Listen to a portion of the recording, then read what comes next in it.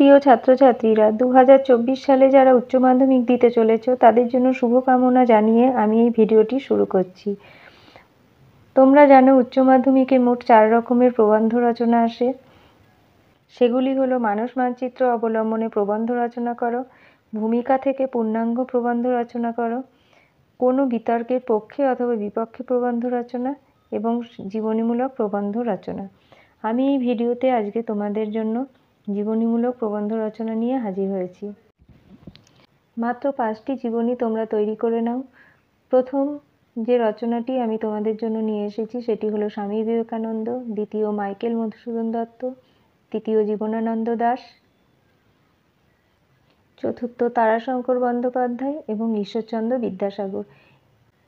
এই 5টি রচনা তোমরা পরীক্ষায় প্রস্তুত করে নাও। আশা করি তোমরা পরীক্ষায় কমন পেয়ে যাবে।